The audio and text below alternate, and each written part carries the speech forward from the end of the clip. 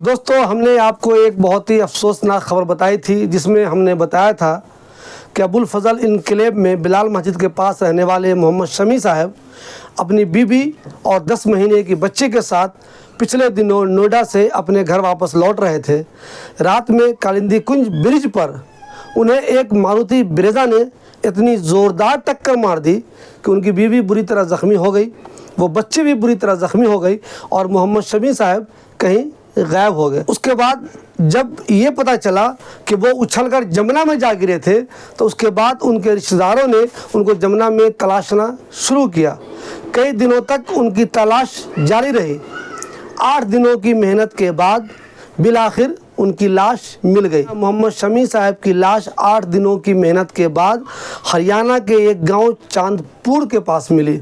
ताज्जुब इस बात का यह है कि उनके घर वालों ने ही उनकी लाश को तलाशा। इस सिलसिले में हालांकि पुलिस भी मेहनत कर रही थी, लेकिन घर वालों ने खुद ही मेहनत करके कालिंदी कुंज से 36 किलोमीटर दूर हरियाणा के चांदपुर गांव के पास जमुना में ही उनकी लाश को तलाश लिया। आज सुबह उनका पोस्टमार्टम भी हो गया और देर रात होते होते उन्हें उनके गांव में, जी हाँ उत्तराखंड में उनका घर है, वहाँ उन्हें दफना भी दिया गया है।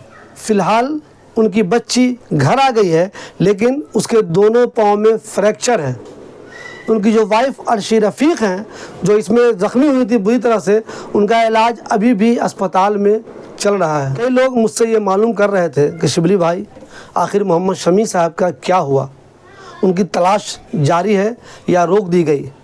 अभी कुछ देर पहले हमारी उनके साला आसिफ साहब से बात हुई है, जिन्होंने हमें बताया कि जी हाँ उनकी लाश मिल गई है, चांदपुर में मिली है, जो कि कालिंदी कुंज से 36 किलोमीटर दूर है।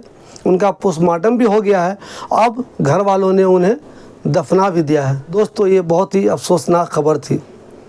एक तो रोड एक्सीडेंट बहुत ही ख़तरनाक होता ही है, और उसमें जब ऐसा हो जाए कि बीवी को बहुत ज़्यादा चोट लग जाए, बच्चे को बहुत ज़्यादा चोट लग जाए और जो शख्स बाइक चला रहा हो वो गायब ही हो जाए, बाद में पता ये चले कि वो उछल के जमुना में जा गिरे थे और उनकी लाश 1-2 दिन नहीं बल्कि पूरे 8 दिन बाद मिले। हमने पहले ही बताया था कि मोहम्मद शमी साहब उत्तराखंड के रहने वाले हैं।